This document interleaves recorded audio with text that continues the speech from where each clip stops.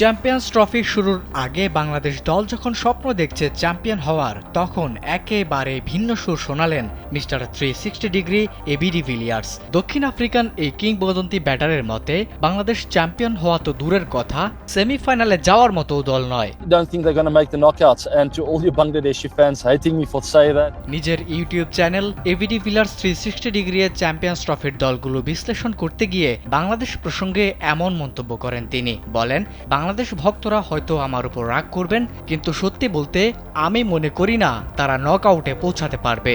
এদিকে পুরোপুরি হতাশও করেননি প্রোটিয়া এই তারকা। তার বিশ্বাস বাংলাদেশ যে কোনো ম্যাচে অঘটন ঘটাতে পারে। তাসকিন, মিরাজ, মাহমুদুল্লাহদের মতো খেলোয়াড়রা ম্যাচ জেতাতে পারে, তবে চ্যাম্পিয়ন হওয়ার মতো ধারাবাহিকতা তাদের নেই। কোটি মানুষের আস্থার ভালোবাসায় 11 বারের মতো দেশের 1 নম্বর রেফ্রিজারেটর ব্র্যান্ড ওয়ালটন।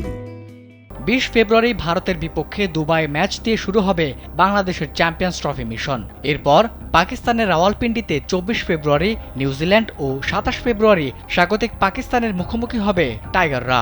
অন্যদিকে ডিভিলিয়ার্সের এমন মন্তব্যের পর প্রশ্ন উঠেছে, শান্ত মিরাজরা কি সত্যি পারবে মাঠের পারফরমেন্স দিয়ে জবাব দিতে, নাকি সত্যি হবে ভিলিয়ার্সের শঙ্কাই? আর সেটি দেখার জন্যই মাঠের লড়াইয়ের দিকে এখন মুখিয়ে আছে ক্রিকেট প্রেমীরা।